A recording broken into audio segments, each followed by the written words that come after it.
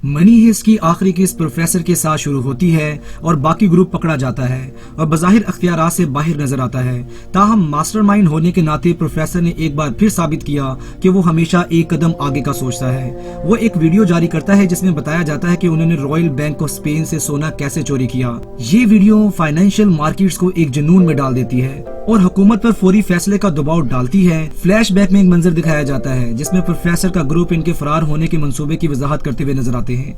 Denver जो flashback में इस मंसूबे से गैर मुतमिन देखा गया था, ग्रुप को धोखा देने का सोच रहा होता है क्योंकि वो अपने बेटे को दोबारा कभी ना देखने से डरता है।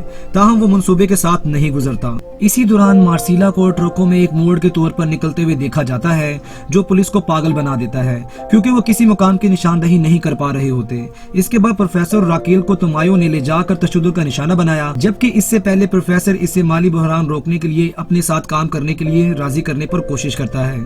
जो वाकया आगे बढ़ता है ये देखा जाता है कि प्रोफेसर का मंसूबा बंदी के मुताबिक चल रहा है। पुलिस ट्रकों को एक कश्ती तक ले जा रही होती है और यकीन है कि सोना समुद्र में फेंक दिया गया है। इससे मीडिया को पता चला कि सोना अब बैंक में नहीं था।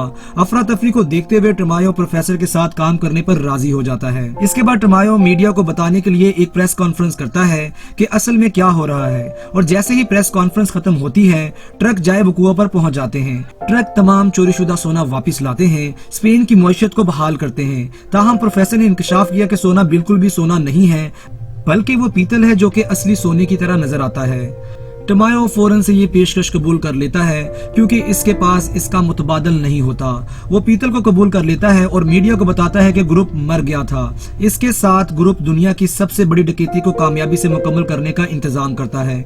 दुनिया अब इस ग्रुप के मुर्दा होने पर यकीन कर रही है और वो अपनी बाकी जिंदगी सोने के साथ गुजारने के लिए आजाद है।